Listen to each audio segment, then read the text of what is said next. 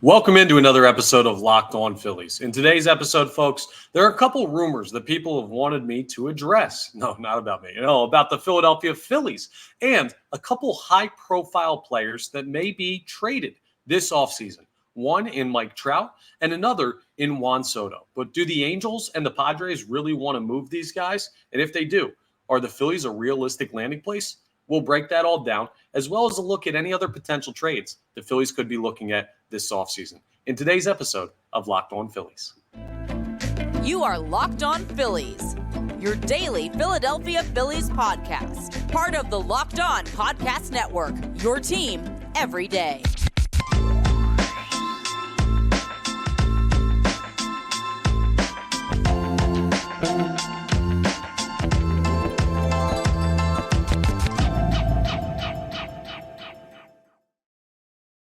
Yes, this is Locked On Phillies. I'm Connor Thomas, your host. Thank you so much for checking us out. Part of the Locked On Podcast Network, your team every day. Please make sure you're rating, reviewing, subscribing to the YouTube, all that great stuff that really helps us out here on Locked On Phillies. And today's episode is brought to you by FanDuel. Make every moment more. Right now, new customers get $150 in bonus bets with any winning $5 moneyline bet. That's $150 if your team wins. Visit FanDuel.com/LockedOn to get started on that. A great time of the year to be sports betting, and there's no better place to do it than FanDuel. Now, there have been some issues as far as rumors with the Juan Soto, Mike Trout potential situations of trades. And it's an interesting thing to dive into. I know a lot of you have been asking in the YouTube comments for me to address them. And let's start with Mike Trout. In the second segment, we're going to get into Juan Soto, and then we'll get into other trades at large while we're on the topic. We'll be back to the player evaluations tomorrow, by the way. Let me know in the comments who you want me to evaluate next as we go through the 2023 Phillies and the type of season they had. But let's start with the Mike Trout stuff, right? Because this is a thing that's popped up before for the Philadelphia Phillies. I'm sure it's a thing that'll pop up again for the Philadelphia Phillies. Like, Mike Trout is a local guy. Came from Millville, New Jersey, played for Tri-State Arsenal growing up, home of yours truly, Connor Thomas. Now, of course, I didn't go on to as successful of a baseball career as one Mike Trout did. That goes without saying. But yes, he's a local guy that roots for the Eagles. You see him at games all the time. So this fan base has always thought, oh, well, Trout's going to end up here. He's got to. He loves this city. Why would he not want to be here? And then he signs a mega deal with the Los Angeles Angels to stay there for basically his entire career. And since that moment, the Angels have been finding ways to do the impossible, losing in spite of having some of the great talents in today's game. Shohei Ohtani comes there, Mike Trout is there, and they just can't put it together. They can't find a way into the postseason. They can't find a way to make it work.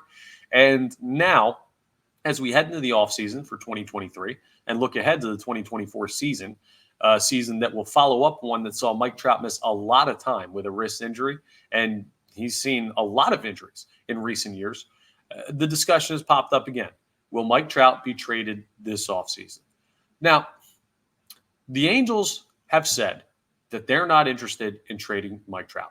Mike Trout has said that he's not interested in being traded anywhere else. That's all well and good. Sometimes you can take that at face value. Sometimes you can't. So what players will say, what owners and GMs and presidents of baseball operations will say is not necessarily what they're doing behind the scenes. Are the Angels taking calls on Mike Trout? I think they'd be silly not to be taking the calls. Do they have the intention of moving him? That's a different conversation, right? Let's look at it. If you're the Angels and you have Shohei Ohtani as a free agent, most likely he's going to end up in another uniform. So you're losing Ohtani for nothing, mind you. This is one of the great talents in the game today, maybe the greatest talent in the game today. And you're not getting any type of return for him. That's already putting you behind the eight ball when it comes to contention. You can't win with him. How are you going to win without him? That's something to take into account. And that would seem to point towards, why not move Trout for a prospect haul, start over, build the farm system, take your medicine, and try and compete in a couple years? Here's the issue. Part of that is assuming the Angels are operating as a rational organization. We've seen in the past that the Angels do not operate in a rational way. They do not make the smart baseball decisions that top-level teams do. That's part of the reason that they're not in contention for for a World Series and why they've struggled so much to make the best out of some great players. They just believe they're always closer than what they are. And if they still think they're close even without Ohtani, they're not going to be interested in moving Trout. I think that's where they might be at mentally.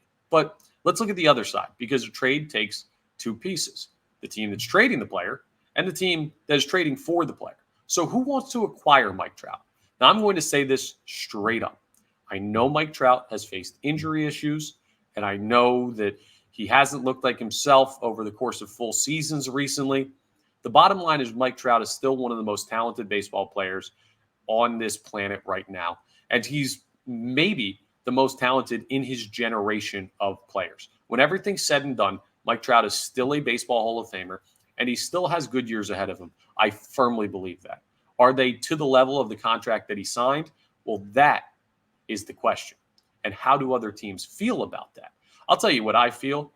If this dude is injured every year for the rest of his career, I think trading for Mike Trout would still be justified, right?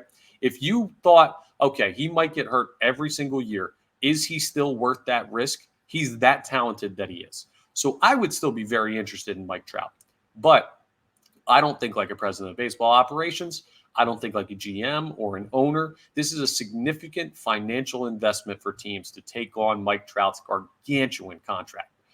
And if I'm an owner and I'm the one putting that money up, I understand a little bit of timidness when it comes to trading for a player that has not been readily available for multiple seasons over his career. And on one side, you have an incredibly talented baseball player. On the other side, you have a guy that's not available as much as you'd like. And for a contract of that magnitude, he's going to have to be. So that's something that could be scaring off teams. And talking of that contract, it is a huge amount to take on.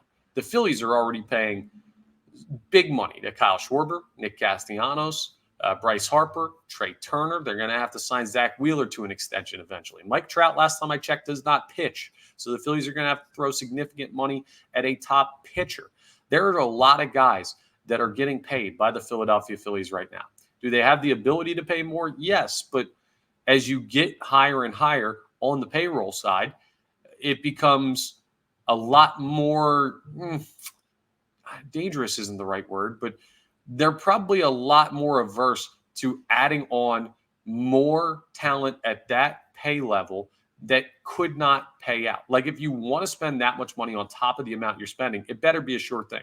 And as good as Mike Trout is, he's not a sure thing right now, folks. He's not. I think he's still going to be good. I would be interested in trading for him. I don't think that that is the mindset around baseball right now, especially what the Angels would consider taking back for him, which would be, I'm sure, a huge prospect haul. And they're going to try and maximize it if they do move him because, well, they're losing Ohtani for nothing. Like I said, you have to basically rebuild through this one trade. And I don't know that that's realistic for where Mike Trout is. That's part of why the Angels don't want to move him. That's part of why teams don't want to fight to acquire him right now. And it's not the talent level. It's the availability. It's the contract number. It's all of that stuff. The length of the contract, too. Not just the amount, but the length of the contract. How will he hold up? There's a lot of questions surrounding Mike Trout that we didn't have 2, 3, 4 years ago. So these things will have to be taken into account. The other thing with Mike Trout to the Philadelphia Phillies is the question about how does he fit? Now, you can fit Mike Trout in anywhere. This might sound like a silly conversation. Like, how does he fit? Play him anywhere. He's Mike Trout. I get that. You could play him in center field. You could play him in left if you wanted Brandon Marsh to play center, or Johan Rojas to play center. He adds a huge bat to this lineup, all of that stuff. It would not be a bad thing if the Phillies traded for Mike Trout. But would it be worth the amount of money it would cost them to fill a position? They seem to like Brandon Marsh.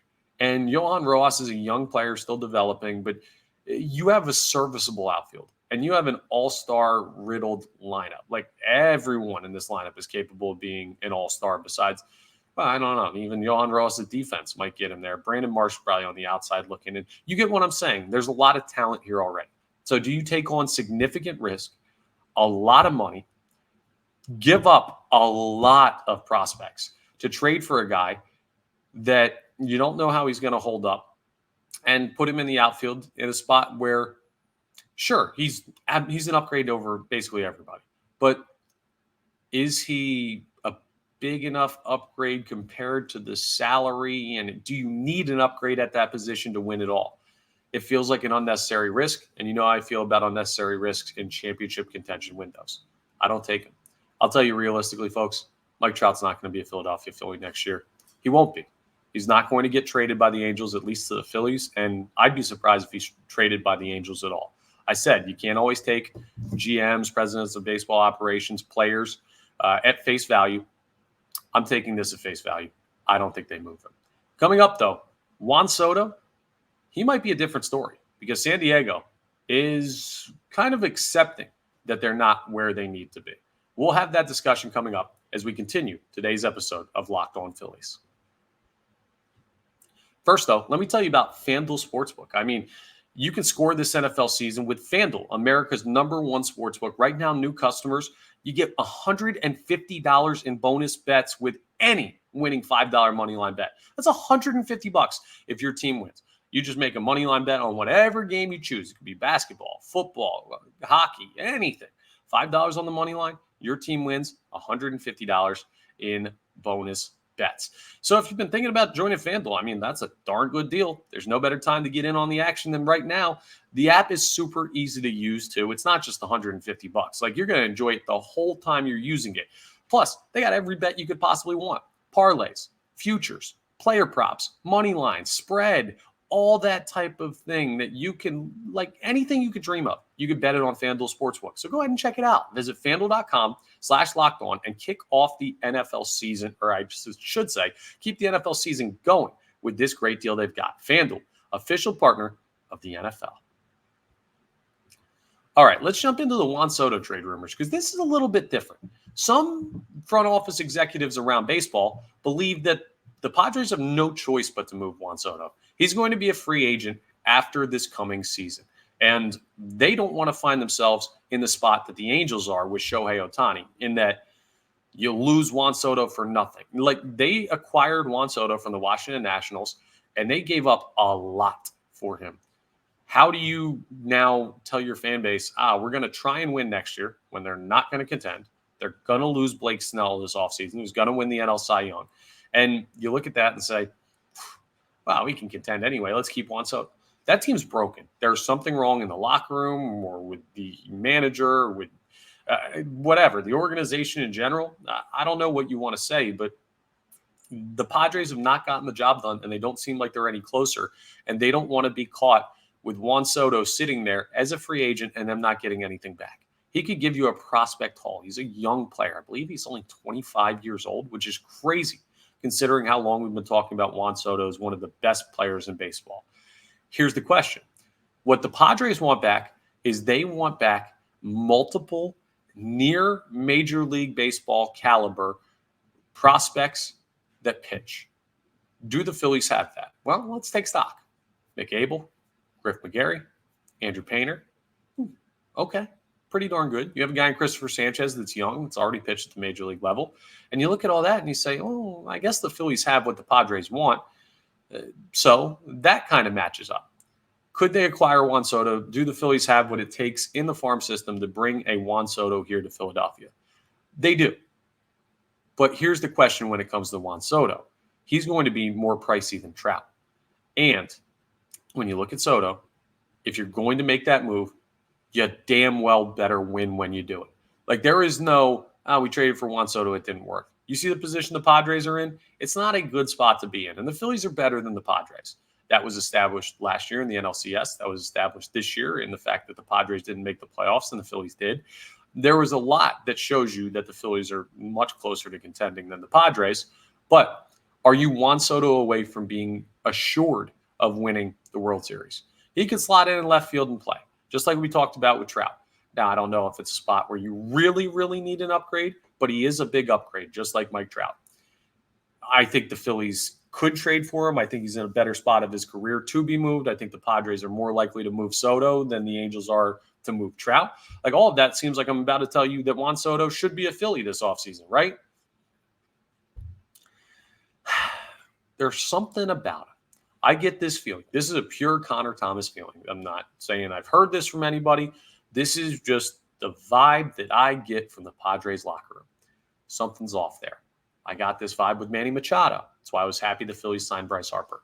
I get this vibe in other sports. Kevin Durant is one of these guys. Not that you can't win with him, but it seems more often than not the teams that he's on underachieve per the talent level for whatever reason. There are some dudes, if you're a Sixers fan, James Harden's one of them, that you just don't really win with as often as you should based on the talent. And baseball's a different sport than that. It's not all Juan Soto, but I wonder about how he fits in with this team, locker room wise. And when you're trading for a player that's going to cost you that much, prospect wise, well, you're going to have to sign him to a significant extension if you make that trade. So it's more money on the books, just like we were talking with Trout. Might even be more money than what Trout's making because of the age that Soto is and the production he gives you and everything like that. But it's a huge, huge gamble when the Phillies don't need to take a huge gamble. You ever walk into a casino and, like, let's say Sunday morning, you walk into a casino. I don't know why you ever would. I've done it a time or two. Just got bored. But like 11 a.m. on a Sunday. It's not Saturday night. There's not a bachelor party in there. You haven't been out drinking. You're like, let's go to the casino. No, you walk into the casino on Sunday morning and the lights are bright and shining outside. And you see a bunch of people that are gambling and trying to make money. Do you think those people make $1 million a year? Do you think those people are on the Forbes list? Do you think those people are out there being super successful? All due respect. Like, the people that you see in there are the people gambling because they feel they need to. They're trying to make money a lot of times to make a living. They're desperate. A lot of them are the ones that you see gambling heavy like that. Every once in a while, if you're rich, you're not trying to make your money gambling. You're making your money in a smart way. So let's take that analogy and let's move it to baseball. Some teams might need to gamble.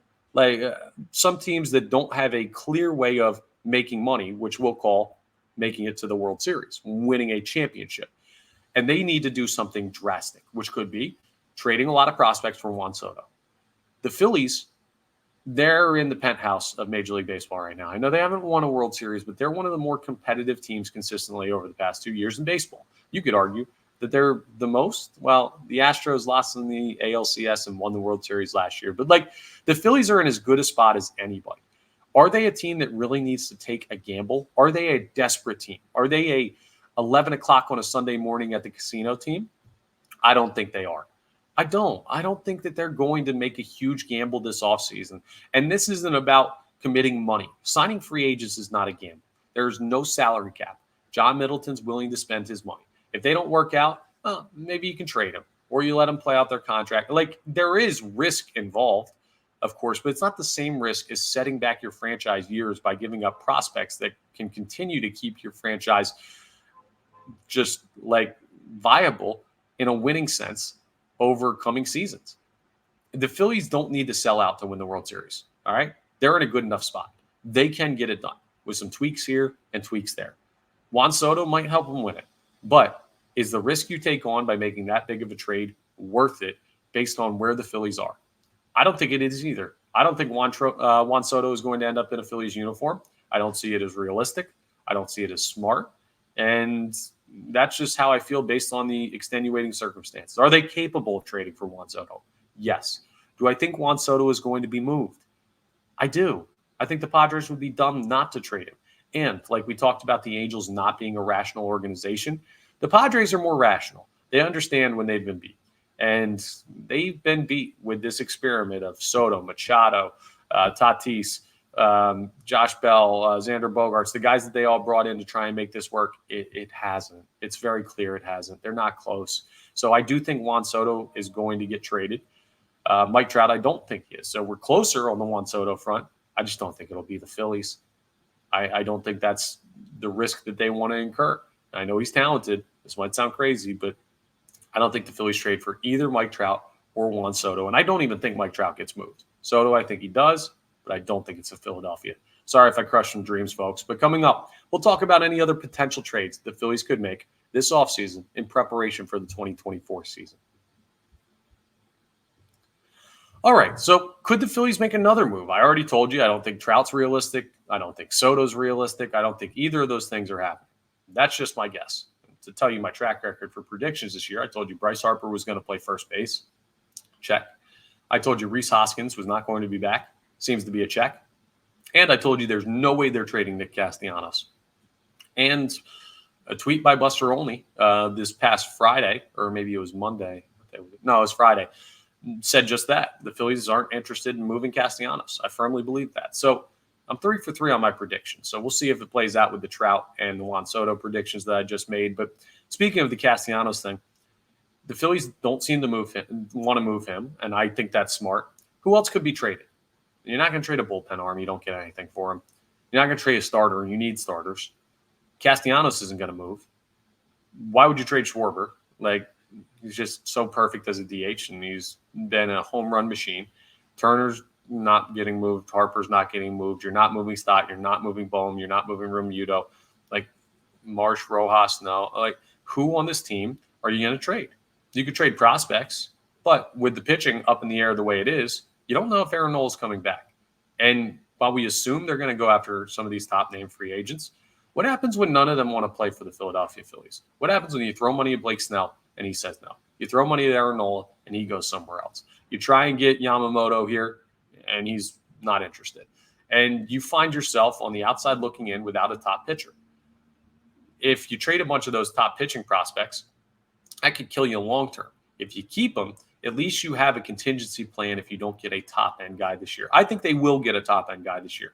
But I'm just saying, until they do, they'd be smart to hang on to those guys, Abel, McGarry, and, of course, Andrew Painter, who we probably won't see until 2025 as he recovers from Tommy John surgery. But I don't know what the realistic path to making a trade for the Philadelphia Phillies. Like, I don't know who it includes. You can make like a minimal trade for a reliever or something like that. Like last year we saw Matt Vierling and Nick Maton get moved to Detroit for Cody Clemens and Gregory Soto. Seems to make sense, right? Some fringe guys, and I liked Maton and Vierling, but fringe guys on your major league roster for a bullpen piece that you need, and Cody Clemens, who added depth.